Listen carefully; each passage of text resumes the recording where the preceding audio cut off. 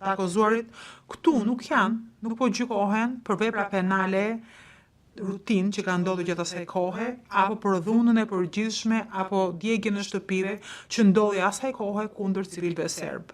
Krimet për të cilat akuzohen janë krimet që i kanë kryer vartësit e akuzuarve dhe i kanë kryer në vende të ndryshme ndalimi dhe janë në përputhje me politikat që kishin ata ndaj oponentëve. Një nga shembull që ka përdorur e Thachit, duke përpjekur të argumentojë se kryesit në fakt nuk ishin vërtet të UÇK-s, është pikërisht rasti i dëshmitarit 02951, kur tha se ai hezitonte të thoshte se UÇK-ja vërtet luftonte për lirinë dhe mbyll citimin. Dhe sepse po ishin vërtet luftëtar, nuk do të kishin bërë atë që i bën. Pra, jo vetëm që ata përpiqen të bëjnë dallim mes luftës së UÇK-s për çlirim dhe dhunës së paligjshme që ka ndodhur ndaj individëve brenda UÇK-s, por nuk ka asnjë lloj peshe kur nëse vendosim në kontekstin dhe vendodhi konkrete ku është keq trajtuar ky dëshmitar.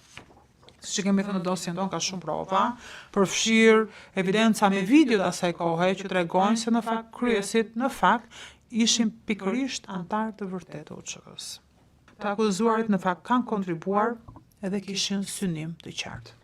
Si e tillë, gjykata në të njëjtën kohë shërbeu si një fshehës për të vendosur një shtresë false për të fshehur legitimitetin dhe nga ana tjetër është përdorur nga anëtarët e NKP-s si një instrument mëtejshëm për të përdorur kundër oponentëve. Gjykata është mbështetur gjithashtu te referimi i çështjeve përpara saj, në veçanti nga policia ushtarake ose nga sektori i zbulimit kundër zbulimit, paragrafët 251 dhe 264 të dosjes tonë.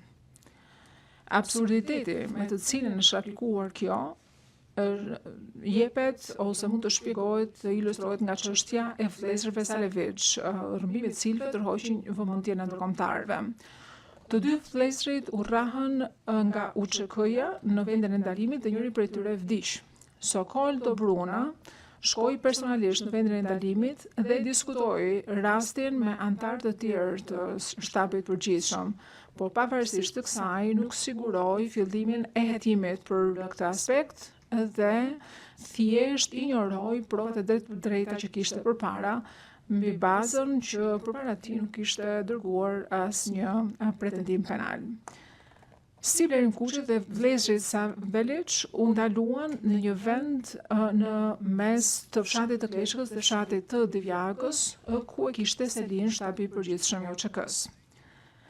Nga fundi i 98-s deri më 22 qershor 1999, ky vend shërbeu si objekti i ndalimit i caktuar nga shtabi i përgjithshëm dhe menaxhohej nga policia ushtarake.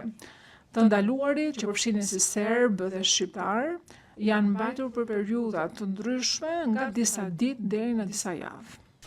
Sikur se përshkruhet në paragrafet 9, 6, 7 të dosjes tonë, të ndaluarit janë rrahur brutalisht duke përfshirë këtu edhe nga Recep Selimi, ndërkohë që 11 ndaluar janë vrarë.